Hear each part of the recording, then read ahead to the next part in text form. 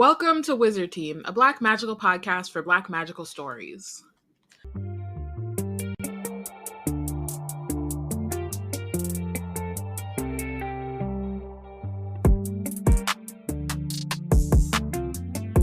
Hi everyone, it's Bayana, Robin, and Portia embarking on a journey through the many fantasy stories written by and about Black people. Today, we're wrapping up our mini-series discussing Black Panther, Tales of Wakanda. So we're in doing our wrap up. We're gonna play a game as we love to do, and then we are going to kind of go over all of the stories, get some like quick feedback, recommendations type of thing. Just talk about the anthology as a whole. Yeah, like if you kind of like giving you recommendations based on stuff that you like. Yeah. Or might like from reading this anthology. So we're going to start with a new to us. It's not really a new game, but it's new. We haven't done it before. Superlatives, in which we give superlatives to some of these stories and characters. Does anyone have one off top? We didn't write any of these down. I nominate Dr. Drum as the character most likely to stay sprung over a hookup from 5 years ago. Most likely to be in love with their high school sweetheart. Yeah, that's a good one. I was gonna say most thirsty, but that's not very nice. I was gonna do Shuri from Bon Temps as character most likely to be famous. Mm-hmm. Isn't that like a superlative? In your books? Yeah. Monica Rambeau is definitely best dressed. Yes. Oh yeah, undeniably. These are all from Bon Temps. Yeah, I was gonna other stories like I was doing another one. I was actually gonna do a story. So story most likely to get adapted into a movie. Go back. The Okoye one.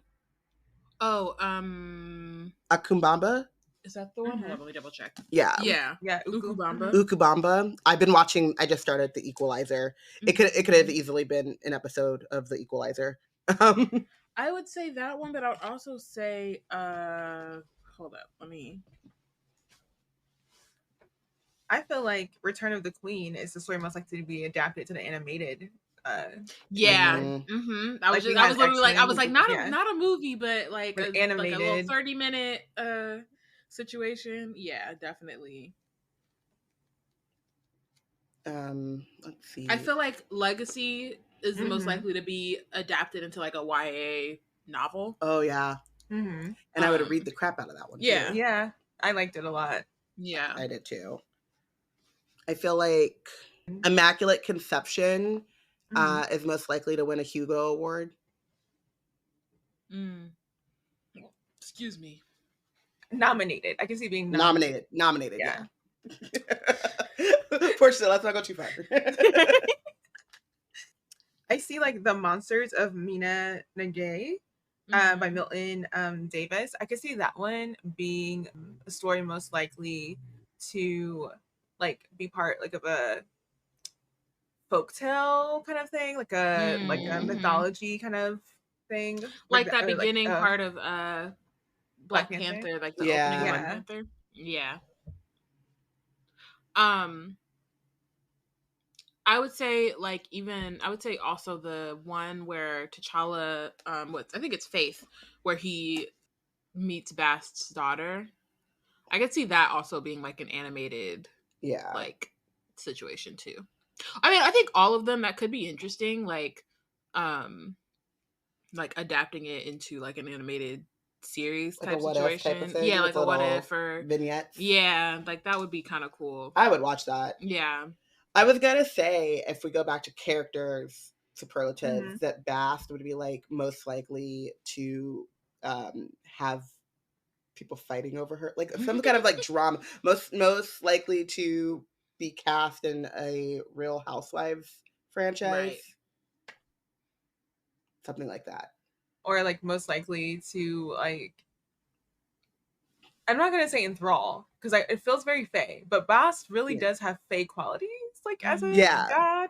So I see Bast as Marie Kondo and that I love Meskis. Like, oh, I love you. Like, yeah, the girls are fighting over even her own, like, you know, T'Challa and her own daughter. She's like, yeah, let's do this. This is entertaining. And she straight up tells them too. She's like, I don't know what I'm gonna do, but I feel like if y'all just keep going, you keep going, and I'll figure it out. The more you talk, the clearer it'll become. It'll come to me. And they're like legit fighting, and she's just like, "Nah, you're good. Just keep going. I'll get there." I feel like Killmonger from Killmonger Rising is definitely like most likely to succeed. Like he sets out to murder somebody, and it's gonna happen. Like succeed. Parentheses at murder. What cost? At murder. Assassination. We were talking about that, like, I mean, I guess we could wait until we get into more of like the story things, but like the 3 Killmongers in that story and like what the end goals were for each of them, and like we were kind of like confused about the end goals differences between Eric and Ndajaka, but we were like, but Killmonger just want to kill. Like he gonna just that's his. It's in his name. Clear. He's like, it's very my objective. He is not changing a thing.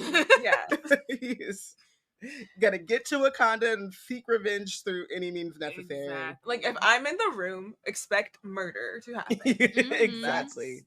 At the end of the day, murder is gonna be it.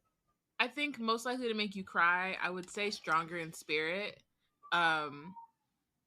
Just because like because of like I don't know exactly when Sui wrote it, but like in terms of timeline, but like it deals with T'Challa being sick and like trying to find a cure for that.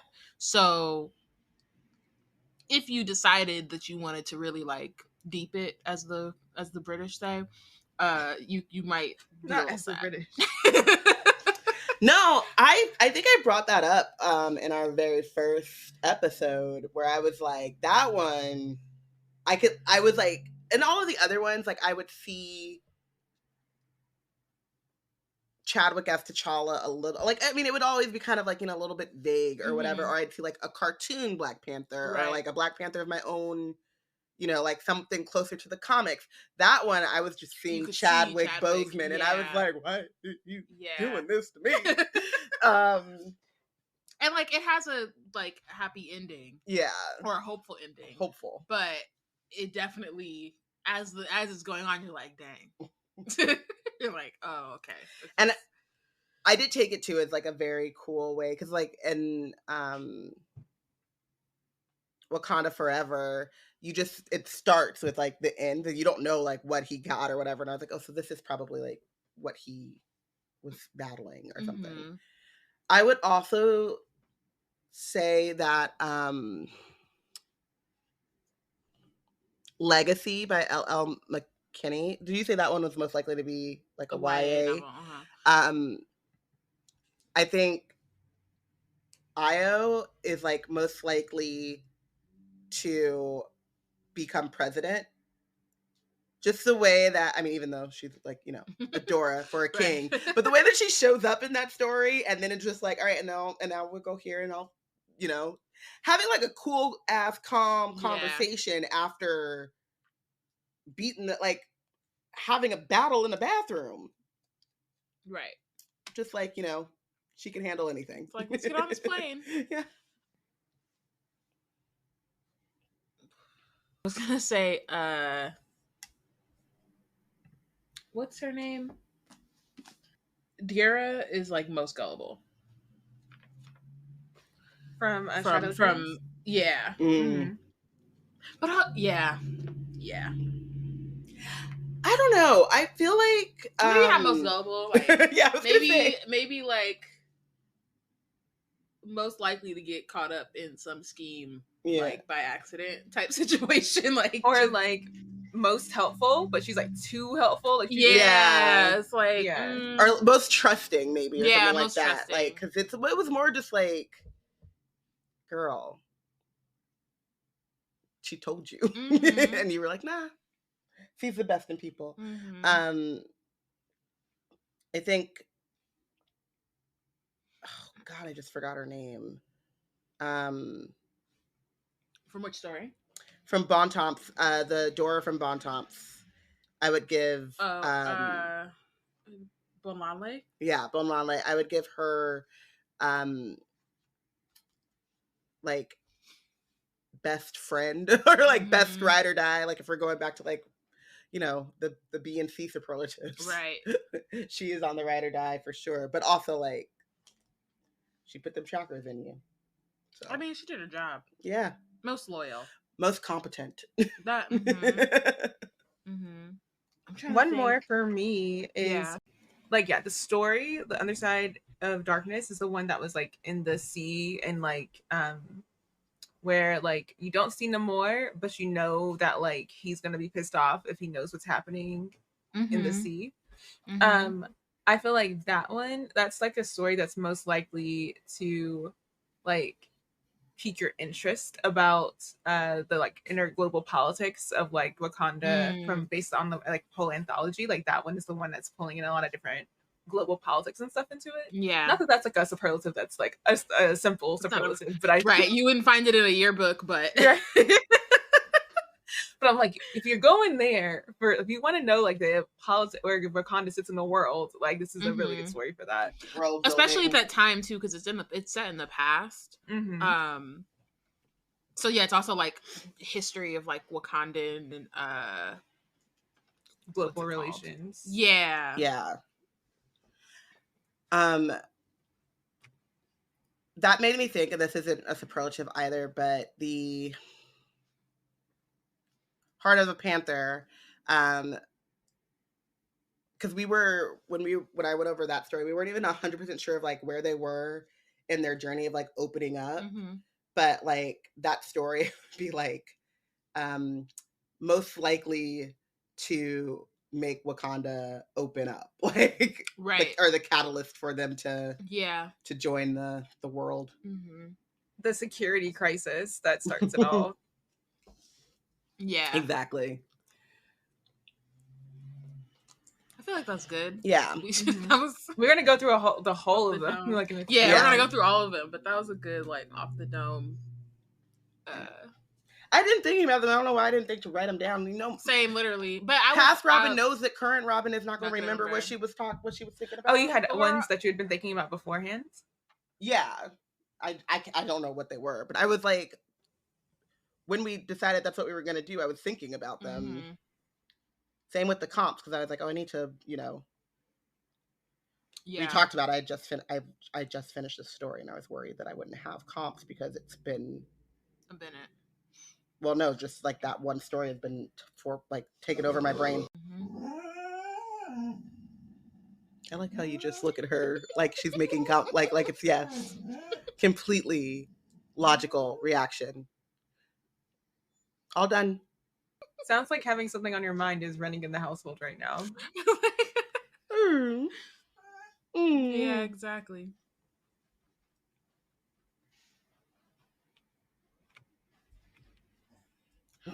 Word. Now we can transition. That was the exactly. No, I was gonna say, I was like, because we were traveling. I had also planned. When did we just saw each other? We did this on Friday. Oh, because so we were doing a thing on Friday, but then I was traveling, so I was like planning to do it, and then I was driving, and then by the time I stopped driving, it was like 2 a.m. So it was like, but I think as we go, we got comps for days, so yeah. Okay, so this next section is if you like this, try this. And so we will go through the stories of the anthology and kind of give you what we think of as good comps, good, like if you like this story of this anthology, try this story in either like whatever other media form. Or vice versa. If one of the comps we mentioned you've read and you've liked, then and you haven't picked up the anthology yet, then you'll probably like that story. Yeah. And we're comping anything from like movies, TV, books, media. Whatever. So yeah. maybe feel a feeling. I don't know. A song, maybe, depending on how we're going. Mm-hmm. So we're starting with Kindred. Kindred Spirits. Kindred Spirits by Maurice. Broaddus. There we go. Any comps? Well, so it's about so it's set like kind of, I don't know exactly how much, but I think it's still kind of recent. Wakanda's opened up. T'Challa's king, and it's from the perspective of Adora as she's kind of realizing like something is she's trying to she's kind of like, I don't, it felt more like she had a feeling something was off, but wasn't really sure. It includes Hunter, or the White Wolf, so T'Challa's like adopted white older brother. And they're kind of, Hunter and T'Challa are kind of, I don't know if they're like outwardly beefing, but there's some like trust issues there. And while that's happening, they're meeting with this like Chinese corporation that they want to like do some work with, but then they find out that the corporation has been building stuff in the surrounding countries, like basically going behind their back. And I don't know. By the end, it's clear that they're basically trying to find ways to exploit Wakanda. Yeah. And so Hunter and T'Challa kind of come together to fix that. Is that a good summary? I think so. It's been a minute. It's the very first story, and we've been talking about this for like a month, so it's also the story itself is like, it's very expositional, so it's kind of hard to get a feel for like character or like plot, because it's just like, and this means this and this means that, and you're like, okay, all right, what is this actually? So I think that's as good as the summary you're gonna get from for sure. But I do have a comp, which I was laughing about as I was thinking about it. A Princess in Theory by Alyssa Cole. Okay. Because there is like a if you like the kind of subplot of, or if you like the idea of like the company pretending to do something for Wakanda, but they have like ulterior hidden motives, that is a B plot kind of A Princess in Theory by Alyssa Cole. You also get romance and royalty and African nation that doesn't exist. Also, sorry, because I just read this a few weeks ago, I want to say. They use Zamunda like it's a real country, which I thought was hilarious. From like, I love that. I've only read one of Coming to America. I can't remember which one.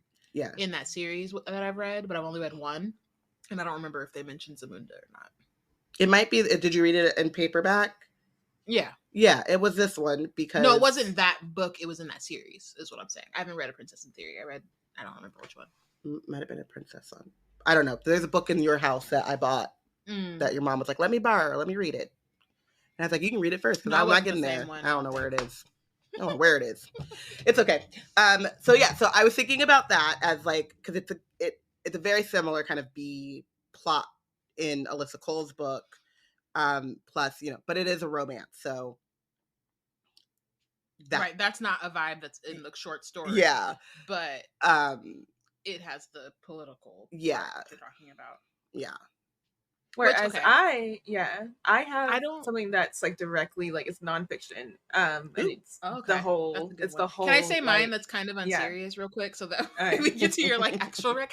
I don't care. I'm like, it's gonna be very dry. Yeah, Robin's made me think of The Incredibles 2. So I said it's not serious. It's not serious, but kind of in the sense of like pretending on that same kind of level of like pretending to help or trying to help and gain partnership, but having some like background motive, like, for your own gain or whatever. And, family drama type thing, but you might.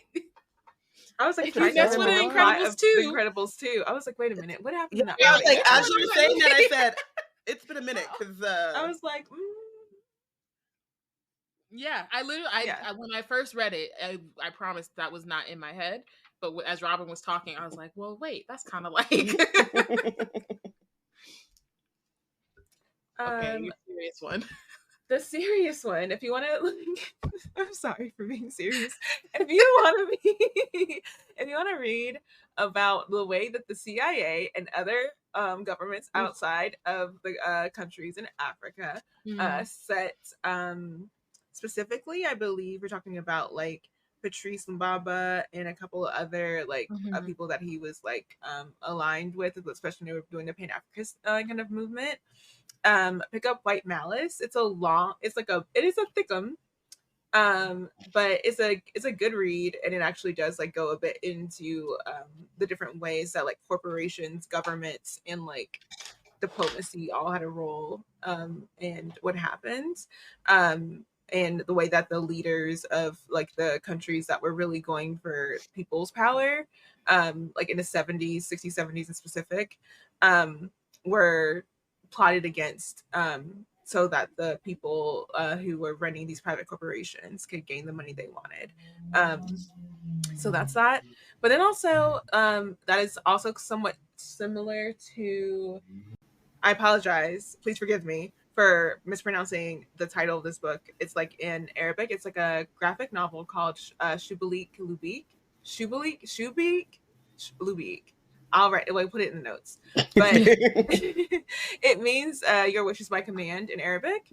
And it basically is a world where wishes are part of, I want to say like, it's like Egypt or there and abouts, and they like, it was quote unquote discovered, but the peoples had been interacting with like wishes for centuries before white people came and exploited it and then created a system around it.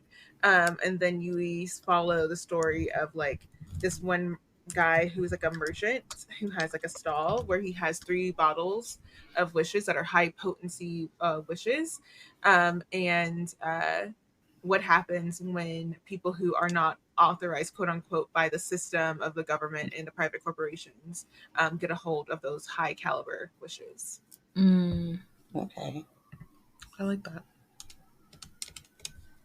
Okay, let's go to Heart of a Panther, which we don't need to summarize because you can listen to our previous episode.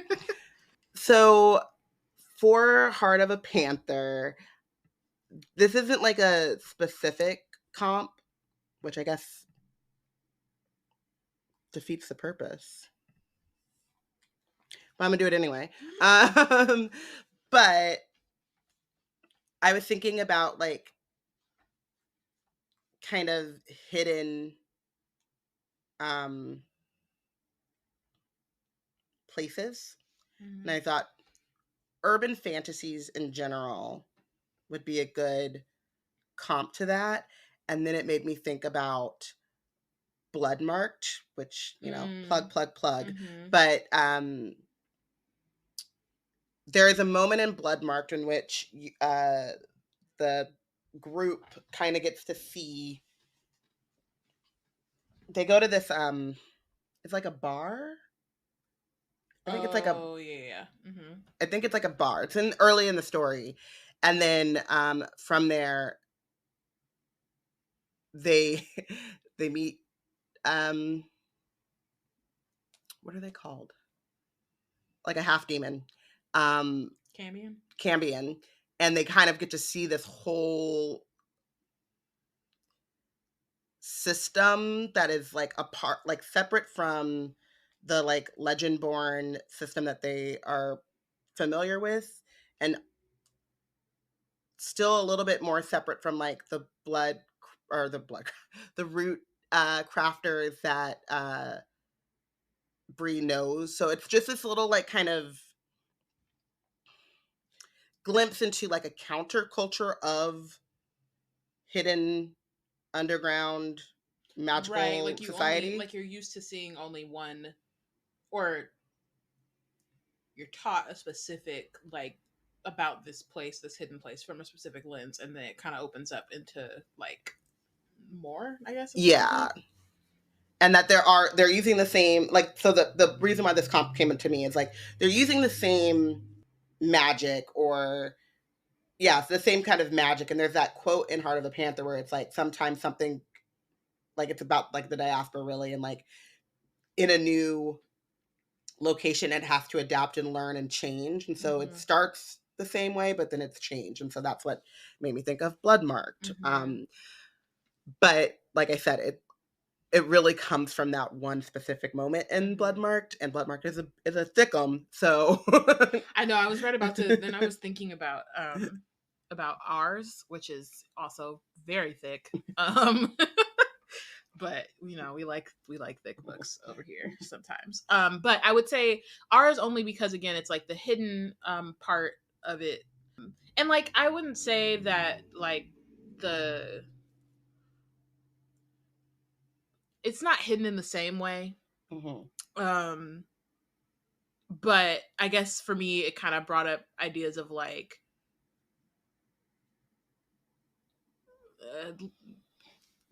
Black enclaves and like resources and community that is always in like vulnerable to outside like interference, interests, you know what I mean, like that kind of thing. And like ours, I wouldn't say is specifically about that, but it is like kind of a through line in the story. So if that like interests you, I think that could be a good, yeah. Do you have any comments? Yeah, to add on to y'all's hidden world thing, and then put an extra chip towards the like magical creatures that just like show up out of nowhere component of it all that is in the story.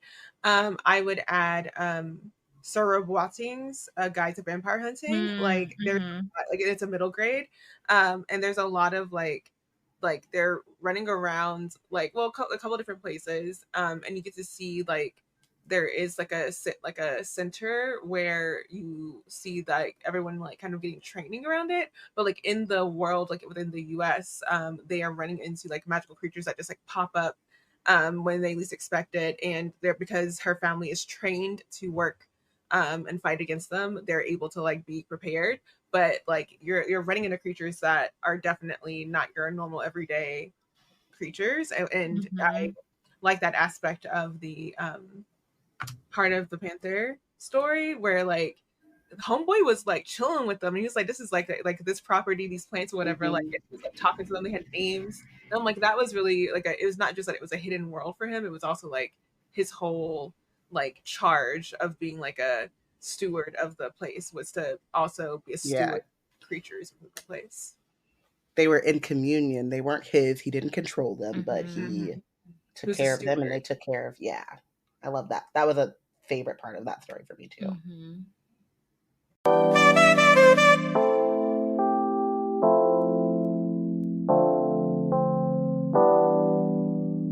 Here on Wizard Team, it's no surprise that we love books. We also love supporting the independent bookstores. With our bookshop affiliate link, you can not only get all the books on your TBR, but you can support indie bookstores and B&C at the same time. And if you're not sure what you want, that ain't no problem. Check out our The Plot Thickens list full of recommendations from none other than Portia herself. Head to www.bookshop.org/shop/BlackNerdsCreate to treat your shelves. Treat your shelves! Oh, that's nice. That's clever. Oh my goodness. That's clever.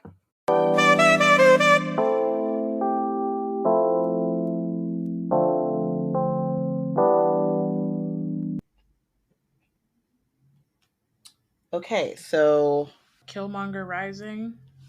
So this one is about Killmonger, obviously.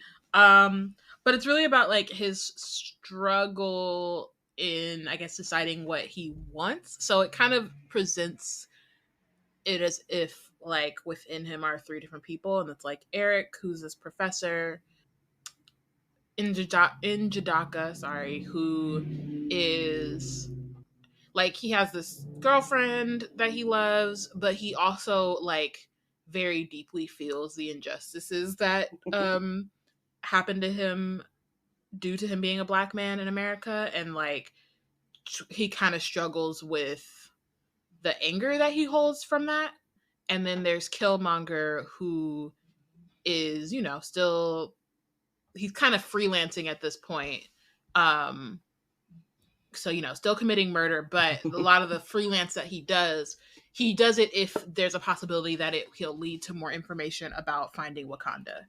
And so it essentially like kind of goes through like kind of showing these different facets of him, and like him trying to make a decision of like, am I going to, like, what kind of life do I want to live? And am I going to give up this pursuit that at this point seems like it may never happen, but I've also put so much time and murder into it. Right. Or am I going to give it up and have to deal with like being a Black man in America and like, and what all comes with that. So that's kind of the story. I think if you, this is not a serious comp. It is, but like if you like Black Panther, like the movie, and you are like very partial to Killmonger's portrayal in the movie, then I think you would like this story. Yeah, definitely. I mean, it's a serious comp, but I'm like, we're obviously talking about Black Panther. Yeah, so like, yeah. So I was thinking about this. This is not something that I've watched because I'm scaredy cat, but Dexter and Hannibal. Basically, any show story where there's basically like a serial killer, but also like living everyday life is what I got a lot from that. Is like I think in Dexter, I watched like the first couple of episodes and then I was like, I don't want to do this. He is like a medical examiner, so he's kind of also like involved in the investigations of the people that he's also murdered, which is kind of crazy. But and then Hannibal is just, you know, he be eating folks, and that also goes into like I don't know if Silence of the Lambs does that, but like, what is the Silence of the book? Or I read it. What is it called? Is it called Red? No, it's not. It's Red Dragon. That's the one. Red Dragon by Thomas Harris, which is like the first of the like Silence of the Lambs or Hannibal Lecter novellas books. That, yeah, that can kind of go for this too. Basically psychopath killing. I don't know why I keep getting stuck on this, and I feel like there's a better show to illustrate this, but my brain is stuck on How to Get Away with Murder because Annalise Keating is a professor, and then also her kids and she are getting away with murder sometimes. I feel like there's a better example though that my brain is just not like remembering right now of like someone with a very tame day life. And Barry, like I don't watch. Have you ever watched that? Yeah, it's something I've watched before. I feel like, or like at least caught like a season of, but I can't. My brain isn't pulling it up for me right now. And then another idea that I had was, I think it was a story. Dang it! Me trying to search for the TV show might have wiped the story out of my brain. Something about what aspect of it was it, Professor? Oh yes. So very similarly, this is very white woman getting revenge, but she's like, it's like against like rapists and sexual assault on campus. She's a professor, and it's a thriller basically, and it's called They'll Never Learn by Layne Fargo. And so she's a professor. She keeps hearing about different instances of rape and sexual assault on campus. Some of them are interrelated with like the department that she's in, and it leads to some interesting cover-ups and things. I think that's what it was. I think the TV show is related to being a secret agent. Like it's like, yeah. I gotta remember. It's gonna. I was thinking about like Covert Affairs or something like that, but or Scandal. I don't know why I thought about Scandal, but because B613, basically, some parts of Killmonger Rising give B613 energy. Okay. Any comps for you besides Black Panther? No, I think we have enough. I'm trying to, I don't want to do too many on the. So I, Shuri by Christopher Chambers. Funnily enough, that one I think comps very well to the second Black Panther, Wakanda Forever. True. Yeah. So if you this one, I'm trying to remember, like I only kind of vaguely remember this. So like Shuri,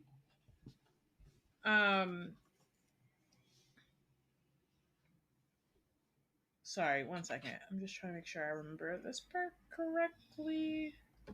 So Shuri and T'Challa are definitely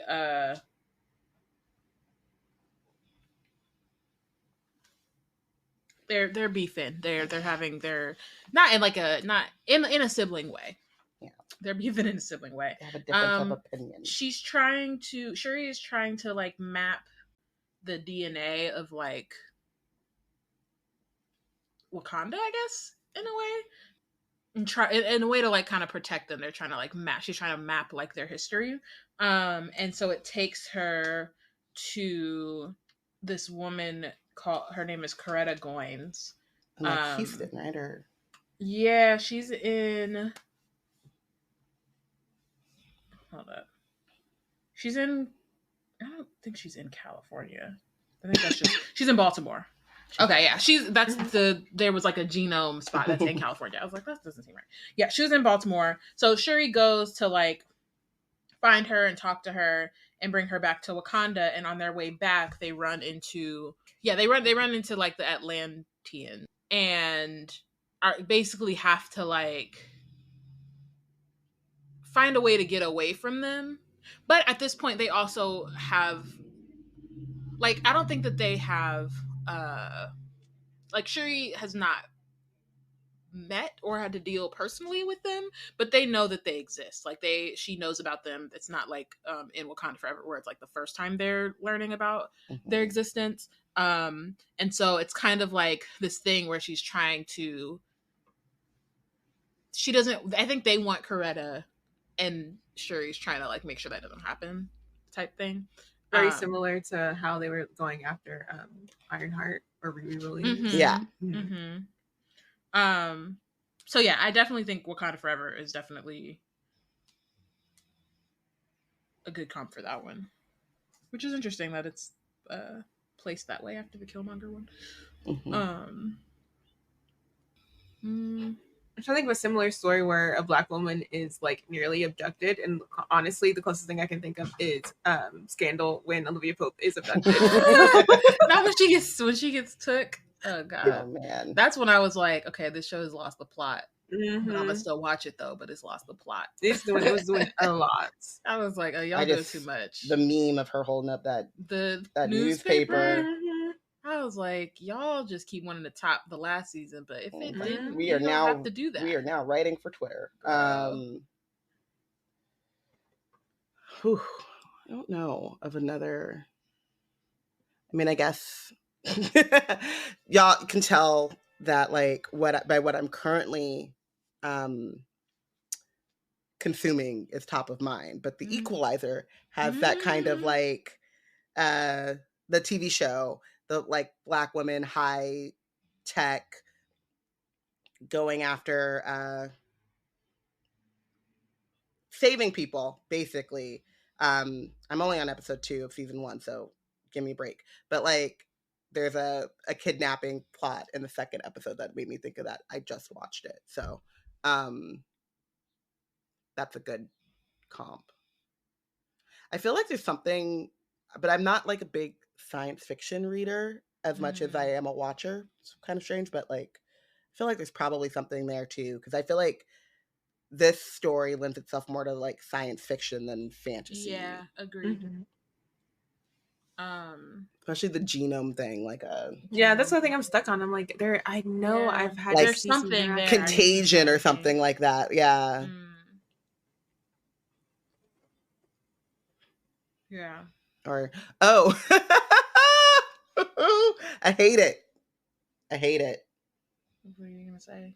pattern master or the patternist Oh. of just like Uh, not truly. Not really. But I was just thinking of like the Yeah. There's a character like Doro trying to make. Yeah, but it's not. Yeah, there's no one. There's no one like him. Yeah. No.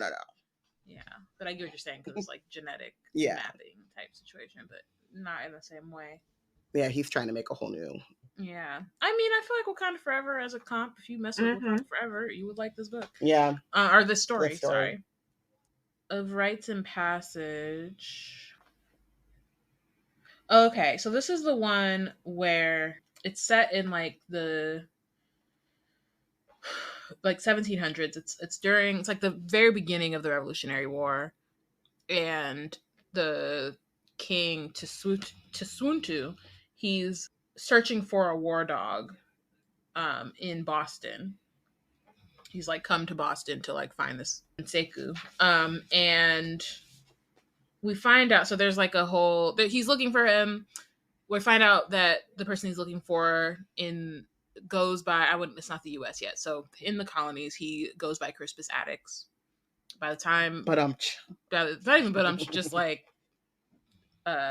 what is it? Easter egg. But not even really Easter egg. He's looking for him, but this is after Crispus Attucks has already like been killed. So, but in doing that, then he finds this like group of like Black folks who are trying to basically like it kind of feels like I don't know, they're just trying to protect their people. It kind of feels like a pre-underground railroad in a sense. Yeah. But but then there's also this group called the Planters, I think. And they're like patriots, like what become American, like they're rebels, and they attack their like safe spot, and so they have to like fight these white folks, basically. I don't know if that was the best. Kind of. And then he falls in love with someone, but she's like, I'm staying here. Honestly, and not 100%, but Sleepy Hollow, first 2 seasons, don't even worry about whatever's happening honestly the first season. But mostly because like, if you like period pieces, if you like stuff that's like set during the like revolutionary period, but that centers like Black folks, and also has like, I mean, obviously Sleepy Hollow is set in are close-ish enough to the present day, but they do have like flashbacks, and I think one of those episodes in season 1, they like travel in time. So yeah, if you like Sleepy Hollow for the time that it made sense to like Sleepy Hollow, then you might like this one. So sad what they put us through. Yeah, it really is. I got like suggested Sleepy Hollow the other day on one of those streamers, and I was like, you have got to be joking. I was thinking about the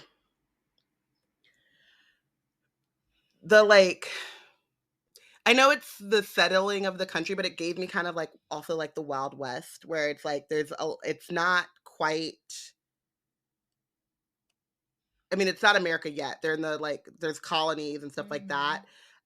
So I was thinking about the book that we covered on with her team, Lone Women by Victor LaValle, just in terms of that sense of like going to a place and kind of getting to know like the settlers, but it's still not, there's still a lot of like things in flux, and then figuring out. So one of the people that he first meets when he gets there seems like they could be nice, but ends up being a kind of a villain, or like they have ulterior motives and stuff. And so it's more of a vibe as opposed to right, because it's not set in the same time. Yeah, it's not set in the same time period. It's not like, it doesn't have the same kind of things, but that vibe of like one, trying to solve a mystery, but 2, like the people who getting to know people and getting to figure out their motives and agendas. It reminded me of that. Yeah. And it doesn't seem like he's like settling. He's not trying to settle in Boston. Like, he is the king of Wakanda, and so he's just trying to like. He's trying to find a particular person, which I think is his nephew, and like bring them home, but not necessarily make a life there, which is slightly different from Lone Women. But at the same time, like in the short amount of time that he's there, he does like find a community and like find people. You know what I mean? So, yeah, I feel like that works. The one thing I could think of, and I'm pretty good for stories set like in this period, but again, my brain, I'm like the one that actually makes sense for like what's happening right now. The thing I can think of is another nonfiction book called Black Writers of the Founding Era, and it's like examining different Black people who were able to publish small works, larger like novel works or whatever, set during the time period around like the quote unquote founding of the United States. And like what, like some of them were just letters that you hear from each other and the correspondence, and like the kind of gives you in a place of where you could understand what Crispus Attucks was going through, possibly, if you were to pick this up. I found it pretty dry. Not gonna lie, I'm like, I started it and I kind of like softy enough it. Like I'll probably pick it up again at some point. But it was like on the library hold, and I'm not in a rush to get it back from the library. So. Mm-hmm. I would say Robin did bring up the pattern of series, but I would say Wild Seed. If you liked Wild Seed, then I think you would like it. Just the in terms of time period, in terms of like trying to create space amidst, like Robin was saying, like all this uncertainty and like colonization. Yeah, that's a good one. Especially like the Black safe space that are it always read really Black to me, but there were other people there. But yeah, that's a good one. Yeah. Okay, we should move a little quicker. But And I Shall See the Sunrise by Alex Simmons. So this one is from the perspective of T'Challa's mother while she's pregnant with him. And she has been she's in the middle of almost I'm trying to figure out how to say this. Someone is trying to kill her or like assassinate her. So it kind of opens in the middle of her like trying to get away, and then has just some like reflection of her at being queen and like how that's kind of changed her life and what people think about her. So yeah, that's kind of what it's about. I'm trying to think. I feel like if you mess with Meghan Markle, you might mess with this story.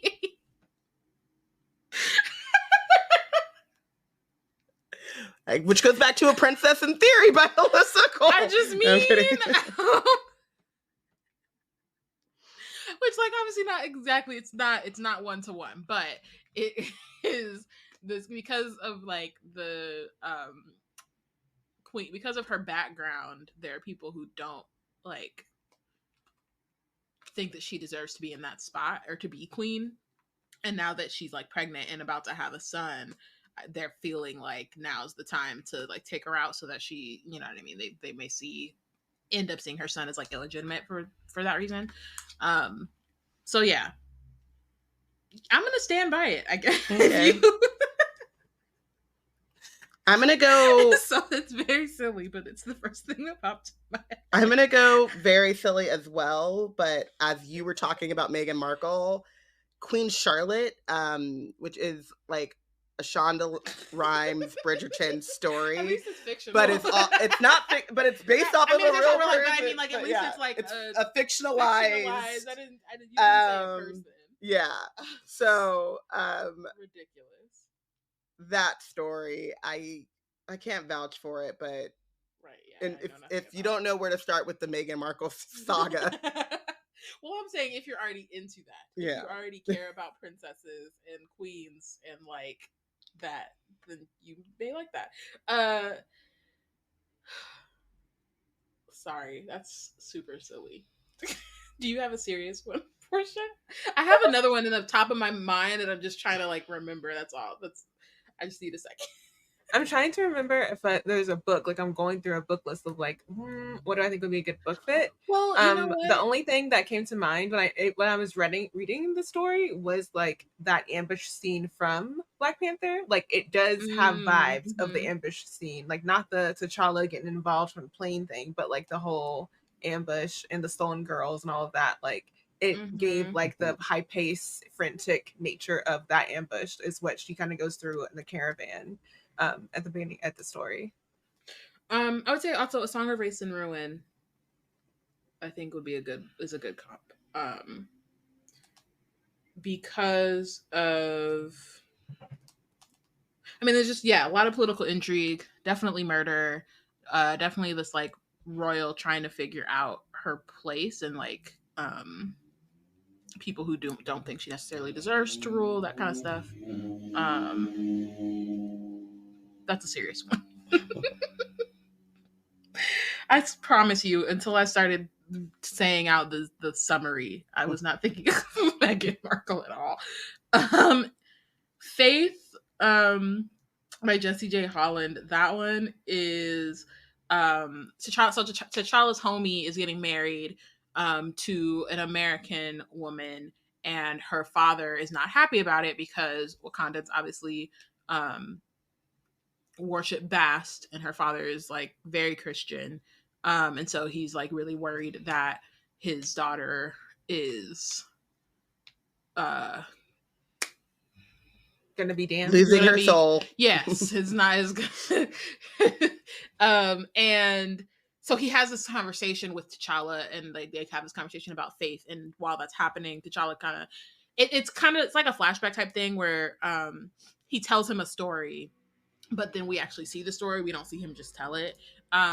So it kind of shows T'Challa in a moment where I guess it's like revealed that Bast has a daughter, and kind of the idea was that the idea of Wakanda is that Bast's chosen would rule Wakanda until kind of like as stewards, I guess is the idea. So now that there's actually this like person who is descended from Bast, it's like this T'Challa trying to figure out like,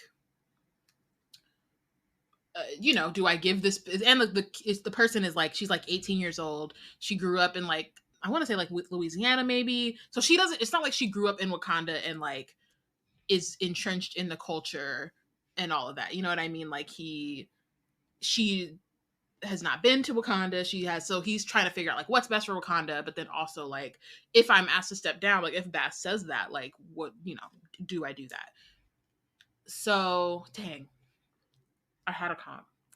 Can I do I mine? had another comp too for the last My comp for this one was City of Brass by Shannon Chakraborty or S.A. Chakraborty. I haven't finished the full series yet. It's the best. But I really liked it. Not that was because she likes a character that I don't like. But anyway, it has a kind of, there are these people in power, and then the main character, I don't know if she's the main character all the way through. She's the main character of this book. She finds out that she's of this like powerful family, and whether or not she's going to come and like kind of claim some of that power back, and is dealing with the family that is currently ruling. Are they friends or enemies? Can she trust them? How much can she trust them? That kind of thing. So that was the comp that I thought of. Mine is broadly, if you like anime, if you like shonen anime, I think in terms of, and I'm thinking primarily, I'm thinking primarily Naruto, but I also know that it's like kind of a device used across shonen anime, but like I think just the way that it's structured, because again, it's like they're having this conversation, then they have this backdrop or backstory where they're showing this whole thing. Also, the fight is kind of gives that. So I think that if you're into anime, then I think you would like this story based on how it's structured. Yeah, they have these long moments, like they're like standing in front of each other. You can tell that there's like tension and they're probably gonna fight, but we gotta give some backstory first, like that kind of stuff. Yeah, I'm trying to. I feel like it's like at the tip of my. I like sadly have found comps for stories we've already passed in looking through my book list. And then like looking for one for now because I'm thinking specifically of like that God angle, like the like interference of gods. I don't know if this is a good one. If this is like a good one-to-one kind of comp, but I read The Foxwife by Yangzi Chu, and it is like the story about this woman she's a fox spirit, like demigod, whatever kind of situation, like how in Asian literature, like foxes are their own kind of like entity thing. And she is like bent on revenge because her child was murdered. And the way that she goes about it is like very strong, like motherhood vibes, very like I'm going to get what's mine on the name of my child and that kind of stuff. And it leads her to kind of like be in the crosshairs of people who, like, she's not infallible, she could be killed, and so she gets kind of like trapped up by then and trapped up by other foxes who are in the mix. So I think it's a good story if you're kind of thinking through like that kind of idea, like not the faith component of it all, even though that does come into it, but also the way that like people treat each other when something may go wrong, and they're kind of trying to look out for themselves, but they're also trying to make sure that like um they have to keep a facade for everyone else, like to not know how things are going on the inner circle of it all. Word. Ukubamba by Kyoko M. This one is Okoye's perspective.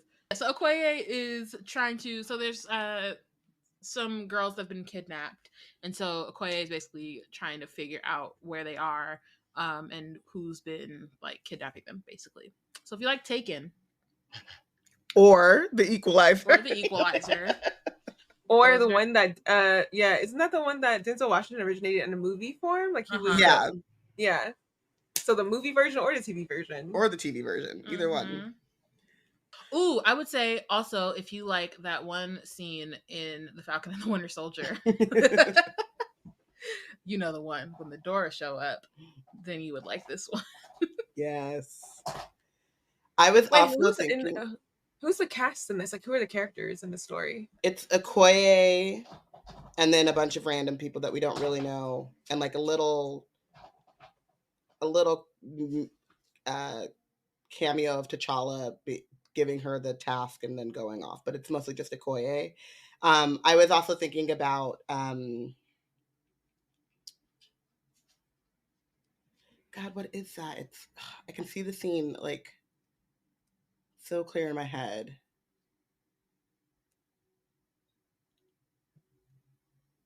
It can't be Black Widow. No.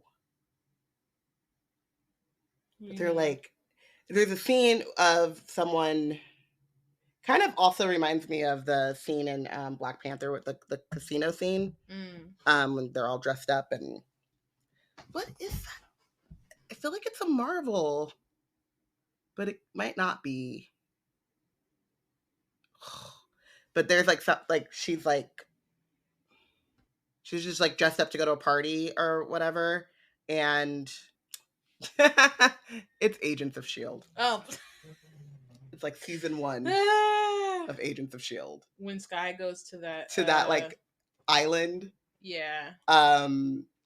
And like gets let in and does all this stuff, but then she's like actually trying to find, or like she gets invited there as like she's part of like a hacker collective, but she's actually working for S.H.I.E.L.D. at that point, and so she's trying to like actually do some spying, and it doesn't go well in terms of like they kind of figure out right away that she is a spy, and so then she just has to beat people up. She doesn't do it as well as Okoye does it, but yeah. So that is, I think Agents of S.H.I.E.L.D. in general, but just like if you like that kind of like infiltration, but then it's never 100. It's never a clean getaway. They got to fight their way out. Right. That's what I'm thinking about. What's Done in the Dark? This is the one, I feel like we mentioned it. It's the one with Kevin, or the White Tiger. And he is looking for 2 war dogs that have been abducted by like this like right-wing group in the US. I feel like in some ways, honestly, Scandal could probably go for that one too. Yeah. The B613 of it all is pretty strong. Yeah. I believe it is now. Again, don't let me be lying. I this is very much on me watching too many things too much. But I could have sworn it might be a different TV show. Like, because I don't see where it would fit in this. There's a scene in a TV show, not a movie, I'm pretty sure, where there are Black folk who are on the land of the clan, and there's like a Billy gun or whatever, like one of them big guns or whatever that there's like Tommy gun, and it shoots a lot of stuff. And I'm in my mind, I'm equating that with either Watchmen, the TV show on HBO, or Lovecraft Country. It might be Watchmen. When you said it, I thought of Lovecraft Country, but I haven't watched either one of those because I'm a baby. Yeah.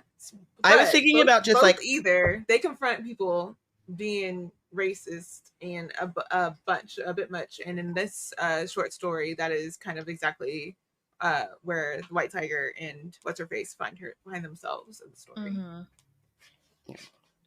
I was thinking of like every kind of undercover espionage type of show, but the one that stood out to me was like 24 in terms of like the way in which he was kind of going through the timeline, and then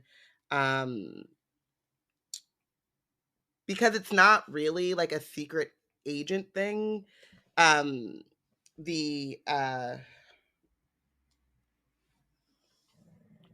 was it called? Oh, Burn Notice on USA, where they kind of use like spy craft or whatever, but it's also just like very cop heavy, cop vibes. So yeah. The Underside of Darkness by Glenn Paris. This one, I almost chose this one, but this one is set in like, I can't remember exactly. I would say like 19th century. And there are these maybe early 20th. But it's the I think the French are like exploring the ocean and they're trying to find Atlantis. And the Wakandans are obviously still closed off and like hidden, but they know that they can't allow the French to find Atlantis because they know that if they do, then Atlantis is going to be going to war. You know what I mean? Like, so they're like, they'll go to war with Wakanda. They'll blame Wakanda for it, basically. So it's basically them trying to like stop these white people from minding business that doesn't pay them, or maybe would pay them, but minding business is not their own. And then in that happening, they also have like the standoff with the Atlanteans, but in the end, it mostly, I don't know. I'm not gonna spoil it. But yeah, so that's kind of what ends up happening. I feel like The Bones of Ruin by Sarah Raleigh might be a good comp if you like that. What's the word? Like time period. Like this, that it's the first one is set in London. But the second one, they do end up going to Africa for a good chunk of it. I think they're like in the Dahomey kingdom for a good chunk of it. And so, yeah, I think in that case, and also like there's a lot, it kind of explores not necessarily hidden civilizations, but like ancient ones, and like ancient history and that kind of thing. So, yeah, you might like it for those. If you like that story, you might like it for that. One that I realized would have been a good comp for, or possibly good comp for the Christmas Addicts that could possibly also work here, given time period and the theme of like colonization and imperialism, is the To Shape a Dragon's Breath, Mm-hmm. because it takes the concept of like there being an indigenous like lands where a dragon's egg is found by indigenous people there, and they, because there's a structure in place by the colonists, they're trying to restrict people's access to dragon eggs, but they can't really take the sovereignty away from the indigenous people. So then there's this whole thing that happens. The whole plot basically happens in relation to all of that. And I could see that being a good kind of like side by side imperialism, the issues with it, the ways that like the sovereignty kind of conversation, especially in the rights of peoples who were there first. Mm-hmm. I don't have a comp for this one because I didn't really get it when I read it. I liked it, but I didn't understand what was happening. Yeah, I mean, maybe it would be. Like, can I find an undersea comp? I don't know. I don't know if I have any undersea. Yeah, undersea is a hard. Maybe maybe you would like Atlantis, like the movie. Maybe.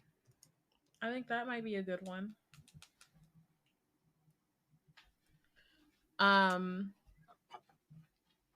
Okay, and then Return of the Queen. This one, T'Challa. There's like a, what's the word? There's a threat on Wakandan borders, and T'Challa isn't able to handle it himself. So Shuri calls in Storm, and this is post their marriage and annulment of that marriage. And so it ends up kind of being a space for them to figure out their relationship while also like saving Wakanda. Yeah, the thing I liked about this story before we go into like comp and stuff was because I'm looking to see if I have a comp, but the idea of like we love each other, but we can't be together because of like it just wouldn't work.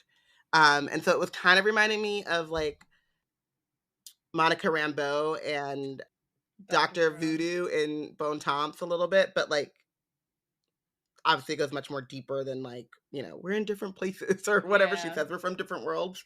In which like which case like neither one of them is willing or able to give up what they would have to sacrifice for them to be together. So I was thinking about this in terms of like trope because I couldn't think of an exact story, but if you like kind of like the star-crossed lovers thing, I couldn't think of anything that wasn't just like straight traumatic or like, you know, they give it all up to be together. But that kind of trope of like, well, I was kind of thinking like Second Chance, which they in the end don't decide to, you know what I mean? It's not quite Second Chance romance, but I felt like that might be similar because I was thinking of like Before I Let Go by Kennedy Ryan, which is it's a romance book, but it deals with like these two characters who are divorced and are like trying to in their case they're mostly trying to co-parent but I think kind of the ways that like T'Challa and Storm approach the situation is like they never like they broke up and then they did not see each other, so this is the first time they're seeing each other in a long time, and so it's not quite the same setup, but I think just the idea of like how do we move forward after that. I got it. Yes. As you're saying, The Adventures of Amina El-Sarafi. Oh. Which is second chance, but also not happy about it because she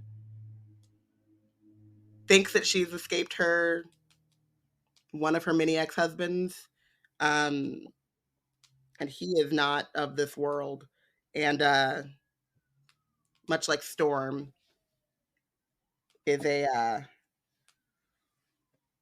super powered being, they figure out how to kind of like work together. And at the end, it's not that they decide to be together, but they're kind of just together for a little bit longer.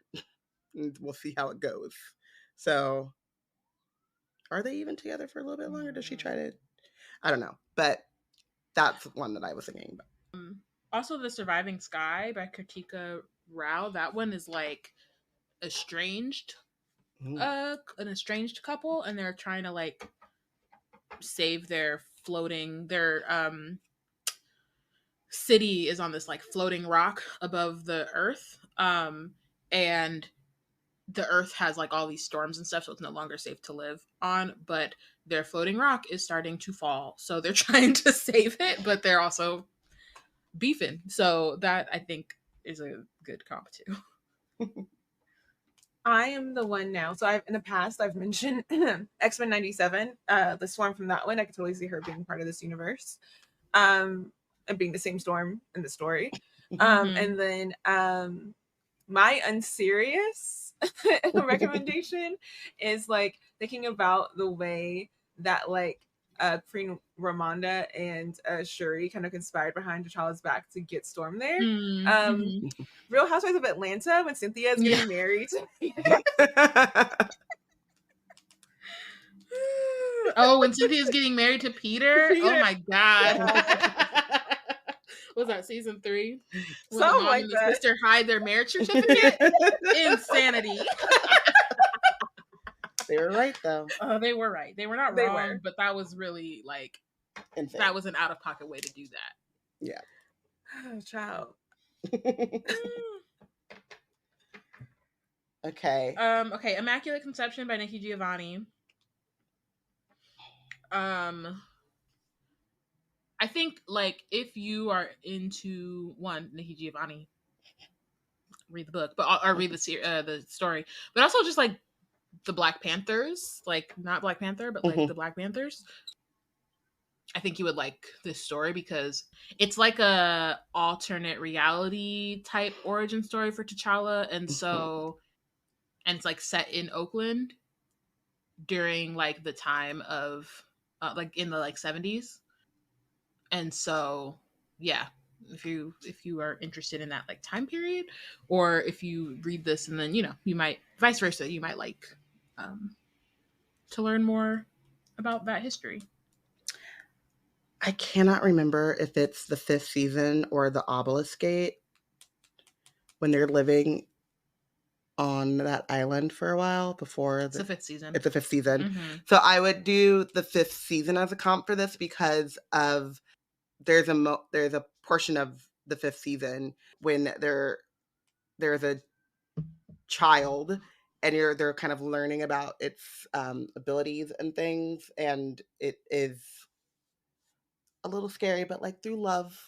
And it just reminded me of, in that story, T'Challa's like adoptive mother, I guess, and just how like she decides to raise him, and it's not a 1-to-1 again, and like the overall story of the 5th season is like very different, but that Creed maybe okay.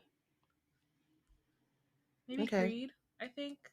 So Creed, I think just from thinking about like him trying to like not discover but kind of like follow the legacy of his father, and in this case it's a little different in that like T'Challa doesn't necessarily know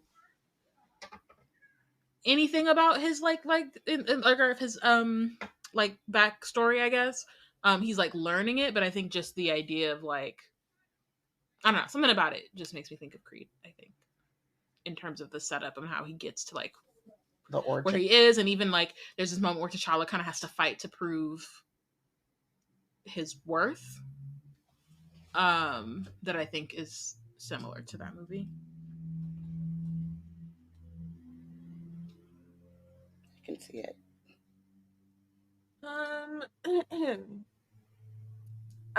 Oakland gave me like the Oakland of it all, the like the dynamics of the city during the time period. Like the book that I'm going to mention is like actually set probably like closer to the 90s, but the factors of the like the city in the peoples and like the legacy of the Black Panther Party has a component of it. It's called They're There by Tommy Orange, and it's about people converging like from different indigenous communities for a big powwow in Oakland. And there's like basically you get to see from multiple people's perspectives who are going to be attending the powwow. And there's it's a messy little, it's messy, and then what happens at the powwow is very like destructive, and it's like the culmination of everything, so I'm not going to spoil it, but it has similar energy to the like political things going on at the time that you can kind of see from that story. I also have a story recommendation for a book, like a nonfiction memoir from a woman who was in the Black Panther Party, but I didn't love it, but I think it was a perspective that is necessary to read. If I remember the title, I'll just add it to the notes. Okay. Legacy by L.L. McKinney is about this girl who her grandmother passes away, but before that gives her like this token. They find out like her grandmother's from Wakanda, and so they're like going on this trip to Wakanda over the summer, and while they're in the airport, the girl is attacked by this like woman in the bathroom who thinks that she's a Dora Milaje because of the token that she has. But the girl don't know nothing about that because she's just a regular teenage girl. And so, but then she ends up getting saved by Ayo, who actually is a Dora Milaje, who then like accompanies them on their way, like on their flight to Wakanda. I'm trying to think because I did have this one. I did have one that was like in my head, and now I'm forgetting. But now all I can think of is like, is that was that Wanted where Homeboy gets attacked in the office? The one with Angelina Jolie. Yeah. That is kind of the vibes it kind of gives me, is when there's like that whole scene in the office. But I have another one that I need a second to think about. Yeah, I'm trying to think about.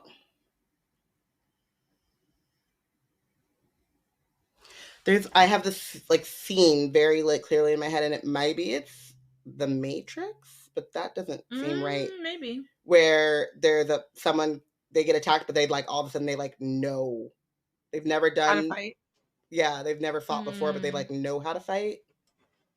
And I feel like it was a movie that I watched, but it could have just been a very visual book story that I read. I didn't ever watch Sense8, but I know that was part of their mythos, was that like you could tap into someone else that could do it, but I don't know if that's what you're thinking about. I don't know, because I didn't finish Sense8, but I did start it, so it might be that. I don't know if it's Sense8. I don't think so, though. I feel like it's...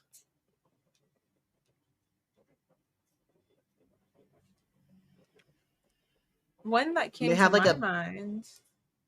A memory that they could just... Like, I know this now. What is that? The closest I got is Sense8 for you, bro. That's all I got. Sorry. No, I feel like I know what you're talking about. And they it's like downloaded into... What is that? Was it a Black Mirror episode? You weren't watching Black Mirror. I watched like the 3 happy episodes of Black Mirror and called it a day. In Romeo Must Die, Jet Li's character helps Aaliyah's character fight, but it's not the same thing. And like for the Legacy, for me, the thing that was like my comp that immediately came to mind, and I think it's also related to the fight. Dang it, you saying about The Office, and what I was thinking was the fight was actually in Limitless. Sorry. I haven't seen that. There's a really bad TV show.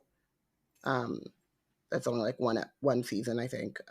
That is also from that movie, but it's the same kind of like take a pill, mysterious pill, and then they can access 100% of their like. I'm remembering the like premise trailer for that. Yeah. I'm over my brain. Like I just had it, and I maybe I scrolled too far. Sorry, this is why we should have wrote these things. I know. Right. If we had more But time. I mean, conversations would help like jar my brain. Yeah. Anyway, so. Wings of Ebony, maybe. Just in the sense of like traveling to this hidden place that is connected to like family that you're not really like not just not close to, but like they have more to their history that you maybe don't know, and you're like learning it by going to that place. Yeah, I feel like Wings of Ebony is maybe a good-ish comp for that. I'm thinking about I think that is it Io, the one who who shows up. Mm-hmm. Yeah, so I just think Io is like consistent through the MCU as she is here. So I would take the Io from Civil War, like Move or Be Moved. Like that is the same energy that's being brought in Legacy. And I will possibly come upon and remember the fight scene that I'm thinking about where it's taking place in a very public space, and you're just like, everyone's like, oh, okay, all right. Like, and it reminds me a little bit of the bathroom scene in Legacy, where there's a woman who's like powdering her nose or something by the sink, and she's like, oh, I need to get out of here. Like, it reminds me of that, and I can't remember what it is right now. So The Monsters of Minute Nagai by Milton J. Davis. This one is the one where it's set during Bashenga's time, and Wakanda is not quite yet Wakanda, so there's like all these different clans. One of the clans is being kind of overrun by these monsters, or basically people who have been warped or like changed by raw vibranium, and so Bashenga is like wants to go and save them and help them. And the elders of the Panther clan are kind of like no, and are kind of have forgotten that like they're not in charge. And so Bashenga goes anyway. He saves the clan, or saves the other clan, and kind of solidifies like the Panther clan's rule. Yeah. But then he has to come back and fight he has to kind of fight like a challenge to reprove his strength and like kind of worthiness, like pre-prove that he was chosen by Bast to like lead these folks, basically. So yeah, I think if you like The Woman King, that's what I was thinking of. You would mess with this one. Which I think is also kind of funny that that's like the Dora are not in this, but I still think still think it would be a good one. It's a good comp. There is so in Homegoing by Yaegasi, there is kind of the earlier stories, like I think two of the earlier stories, like they kind of talk about like big men, and I think it might be like the second chapter, not stories because it's all one story, but it has an anthology type feel to it. I think it's the second chapter where we hear more about like the big men and like going and fighting like these like wars in which they would go and fight. And so was the comp that came to mind mostly around like kind of Bashenga and his place in the tribe, and then how he kind of proves his dominance or rule, or like being the best fighter. Those earlier chapters of Homegoing it reminded me of those. I would say the Gilded Ones by Nomina Forna as well, especially like the first one. They spend a lot of time fighting monsters, and there's it's more complicated. It is a book versus like really, or it's a series versus what you can do in the confines of like a show. I mean, not a show, a story, a short story. But I think that they have kind of similar vibes, at least in the sense of like the fighting the monsters part, the kind of trying to prove your worth, that kind of thing. For me, I think the thing that comes to mind the most is like the fighting and the kind of like there being ranking and file among the fighting. And it be like otherworldly creatures that they're fighting against. So I was thinking the dragon series by like Evan Winters. Rage of Dragons. Rage of Dragons. Did I love that series? No, but I think that if you like that aspect of the story, then you'll enjoy kind of like all that's happening there.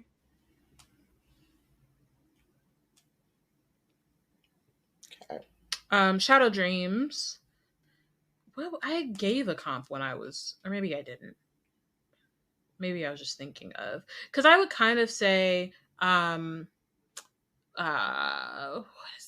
So like the Gilded Ones again, sort of, and then Blood. Oh my God. Blood at the Root? No.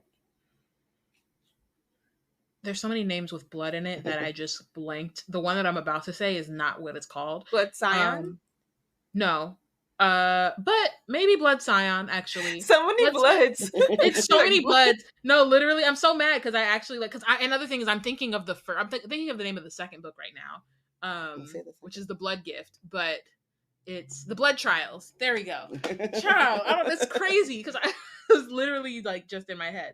The Blood Trials, the Gilded Ones, like ones where, and I guess Blood Scion, I did. Blood Scion, I think, also counts as this, and like where you're like going into this place or going to train to join an army or like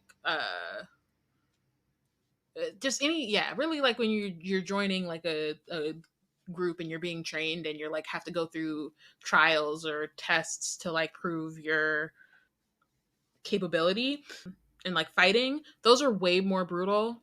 People die, you know what I mean? So it's not like exactly 1-to-1, but when she like kind of enters the training hall and like they have that whole thing, it kind of gives that vibe for me.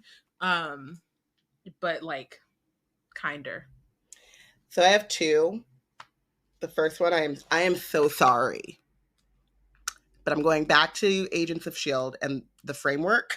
Oh God. Just in terms of like the kind of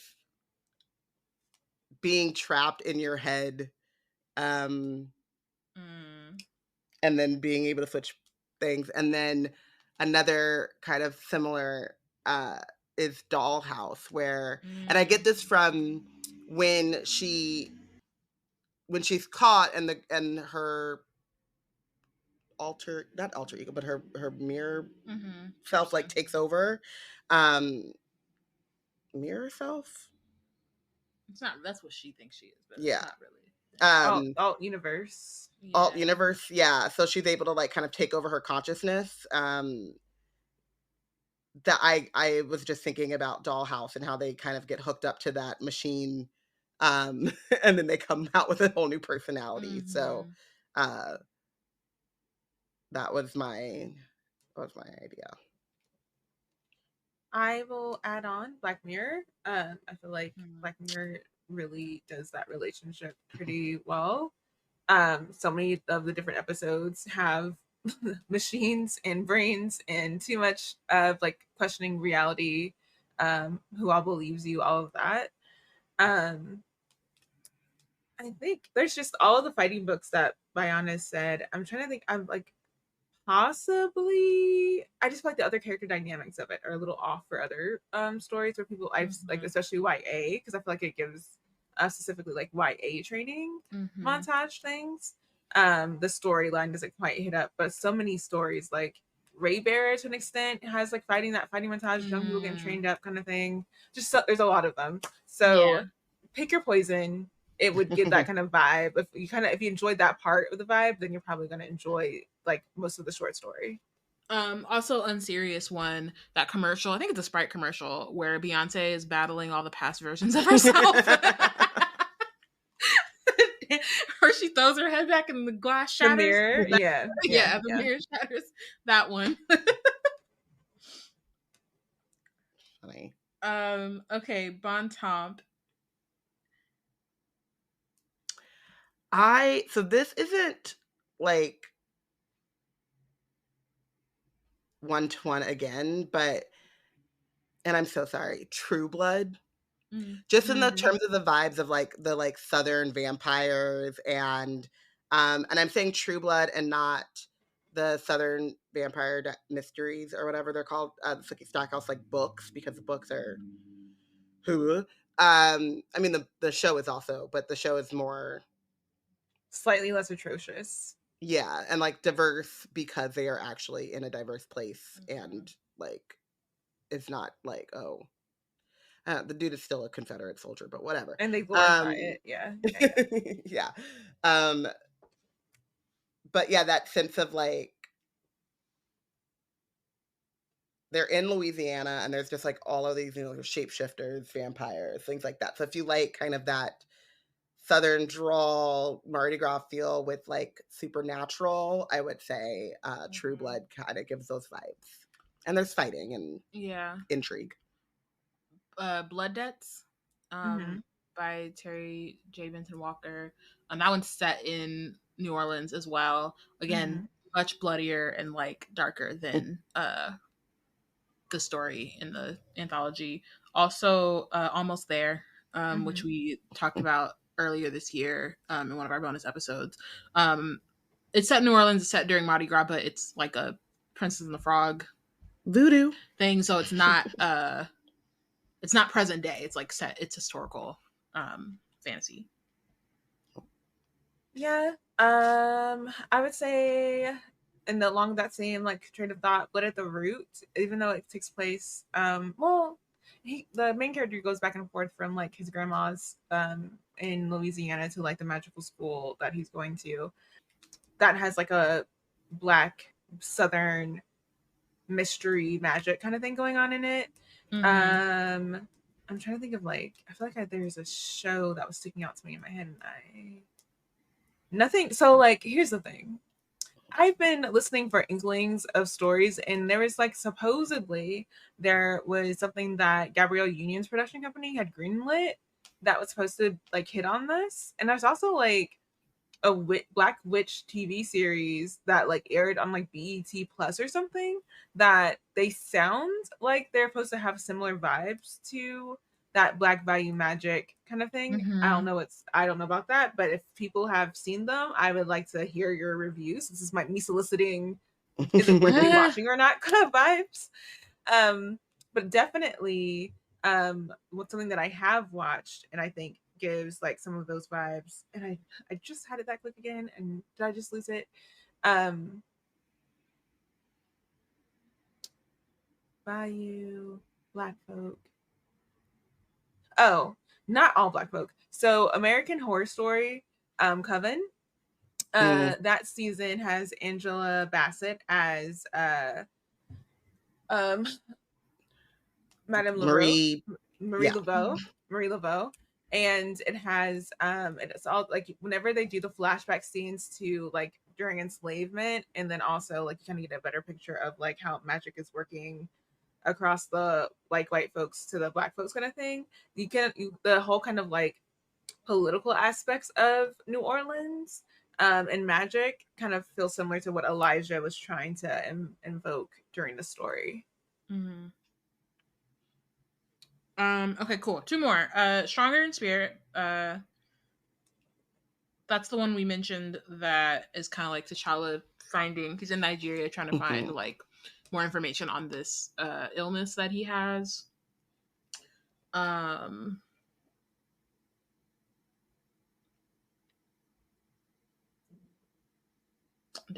I just blanked on it.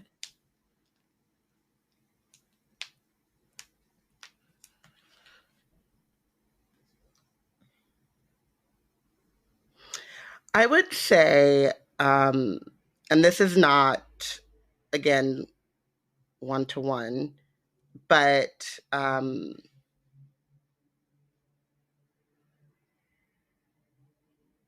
the Broken Blade trilogy, and this might just be me forcing a Broken Blade comp so I can tell you guys to read Broken Blade, but there is this, like, I believe it's in the second one of Vicious Game, but there is this sense of, like,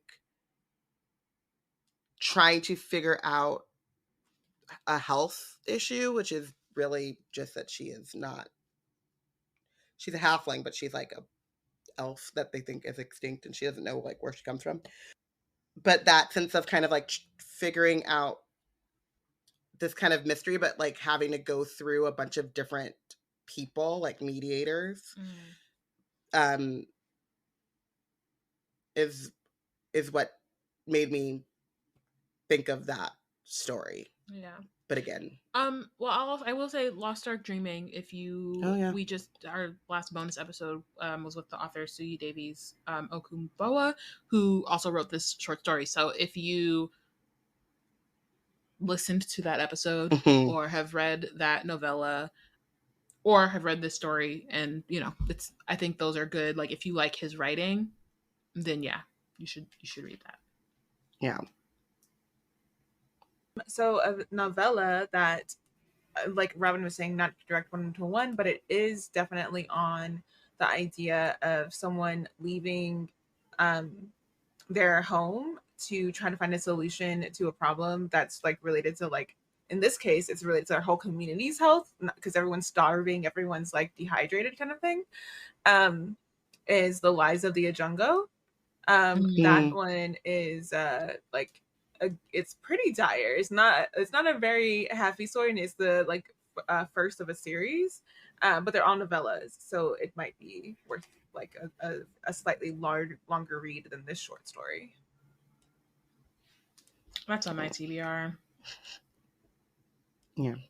Okay, and then the last story, Zoya the Deserter, which is about this girl who, well, it kind of talks a little bit about, so, like, Wakanda's obviously, in this story is hidden, and so obviously no one can come in or find Wakanda, but also you can't really leave either, and so she decides that she wants to leave. She runs away. Her aircraft crashes in, like, London, I think. And so she's, like, in the hospital. They're asking her all these questions about where she's from and all this stuff. And she keeps talking about Wakanda. And they're like, girl, are you know, then they start to think that there are other issues. Yeah. They realize she don't have no documentation. So she's having a hard time no longer being in Wakanda. She then finds her missing boyfriend, who has apparently had also made this journey and is now sick, is dating someone else and is trying to get home. So he's trying to convince her to give him her only kind of, like, potential hope in returning. Yeah. And that's the premise of the story.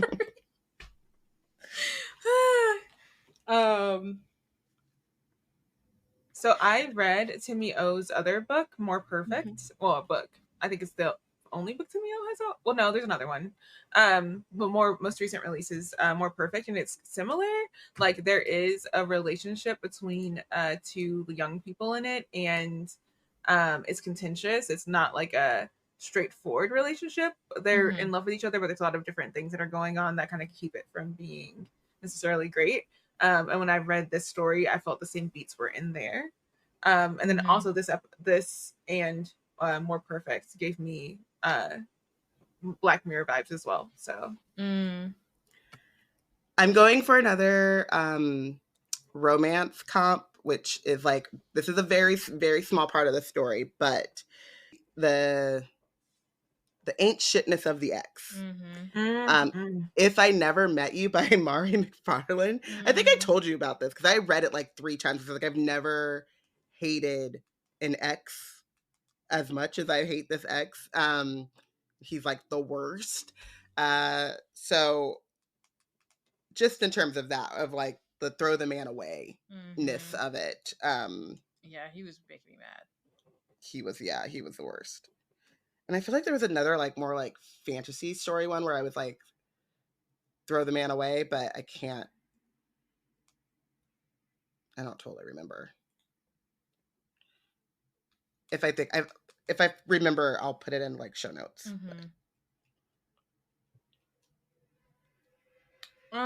Cool. Wrap up real quick.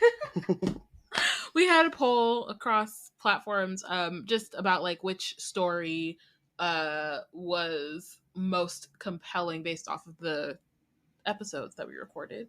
And the winner was just bum bum bum. Like, it was Bon Tomp. So shout out to Portia. Shout out to Portia. I know how to pick them. No.